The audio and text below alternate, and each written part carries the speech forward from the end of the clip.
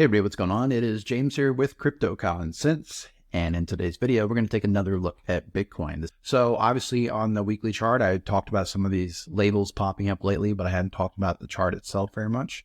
Here's what I see on the weekly chart. I just see this 19-week moving average, which again is a really strong line of the sand going back several years. I see that we consolidated around it and that we're back above it.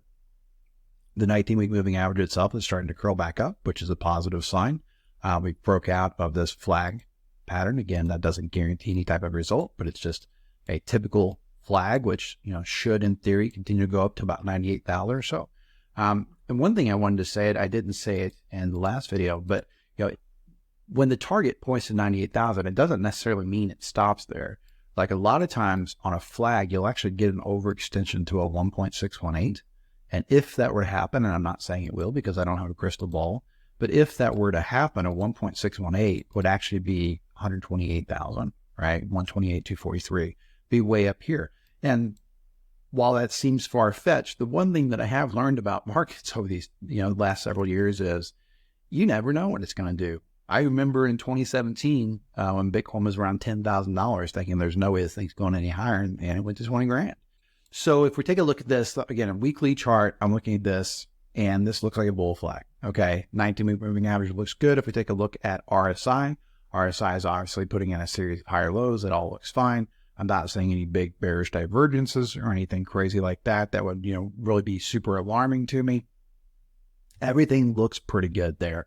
If we take a look at volume's a little bit weak. I mean, it's definitely not as strong as I'd like to see, considering this is breaking, above this kind of downward range. But it could be that we'll see a volume spike if it takes out this high back here. Maybe that's where that volume picks up at.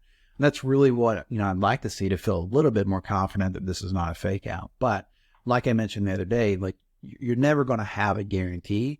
And so the reality is most often, me personally, if I see this same type of price action on a stock on a day trading chart, like a 1 minute time frame or a 2 minute time frame, typically I'm going to take the trade and put the stop loss in. And it is what it is, right? So still looks pretty good. Still looks bullish overall, just lacking a little bit of volume on that weekly chart. Let's take a quick look at the Bitcoin 3-day. There's a potential that we are in this giant channel that started back in 2020. Got a couple of highs up here matching up, a couple of lows matching up. I did look like the midpoint kind of, did well. So again, maybe we're going to go up and test the top of this channel and then come back down. Hard kind of say on that. When I look at the 50 and 200 moving averages, simple moving averages on this, of course, the 50 is crossed over. It's very, very gapped away from the 200, so that, kind of indicates strong bullish momentum. That's all good. No problems there. I really don't see anything on that chart that, is too sketchy. We're essentially, let me put it on a monthly chart let's look at a monthly chart real quick.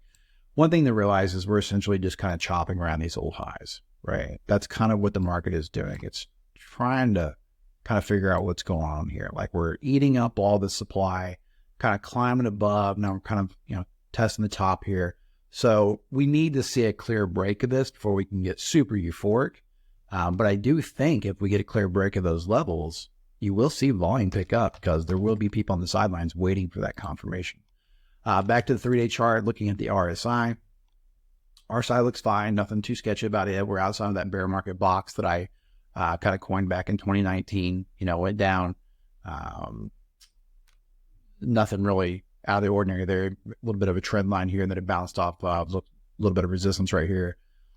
And again, not a lot of people TA RSI. I'm not sure why. It's pretty accurate.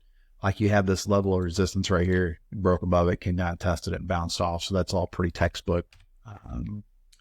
Take a look at, maybe we'll look at a daily Bitcoin chart. So here's our daily chart. Again, it's just basically that same flag we broke out of. We had this old pivot back here, came up, retested it, and bounced off. So there was actually some good price action trading through here.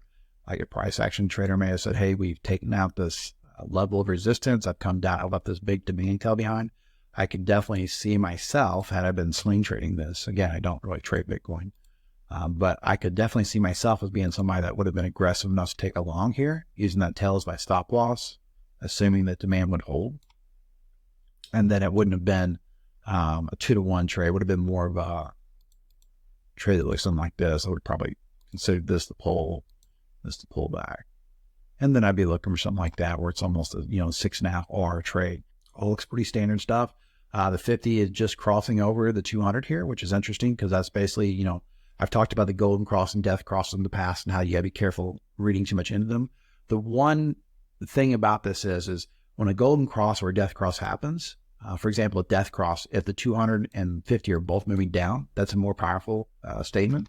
If 50 and 200 are both moving up, it's a more powerful statement. So here, the 200 is kind of flat, almost kind of curling up, and the 50 is going up. That's more powerful. That's more, something you want to pay attention to. Also, what I've noticed in the past has been when there's a death cross immediately followed by a whipsaw back above, like this here, where it crossed under, now it's crossing right back. A lot of times those tend to be really, really good places to look for long positions. So, for example, going back in time, this is where, see how this happened and went down, scared people to death cross, and then immediately went back up. And if you were getting long back here around 34,000, you'd be a happy camper today. You go back in time, I'm not talking about like this, where it's a long time where it goes back above. I'm talking about whipsaws like here, went below, right back above. And when it went above, it was around 46,000 and ended up going almost 70,000. Or you go back like for here, this one was actually nasty, right? Because it did go back above and then COVID crashed. All right. So again, nothing's 100%, but then it happened again, right? Down, up. And if you got long here, you'd been long around $9,000. And again, I think you'd have been very happy with the result of that trade or investment. Again, long time, that's not what I'm talking about. Let's find another one real quick. There's another good, right? Down and right back up. You've been getting long somewhere around $300 for the run of $20,000. So typically when I see that, when a 50 goes down and then right back up, it tends to be a washout or a fake out. And so in this case, I would consider that bullish in nature. All right, let's look at one more chart because, like I said, the video is getting fairly long. It's hard to say how much. It says 25 minutes, but I rambled a lot. This is the Bitcoin versus QQQ market cycle because, as those of you who've been listening for a long time know, I view Bitcoin as another tech asset, basically like a tech stock. And so I want to know what it's doing relative to the QQQ. So I drew this up quite a while back, saying that it looked like disbelief, this looked like hope. And to me, it still looks like that. It's just been in this range this whole time. We're basically just tiptoeing outside of the top of this range. Could be a fake out and could go back down, just like this was a fake out to the bearish side.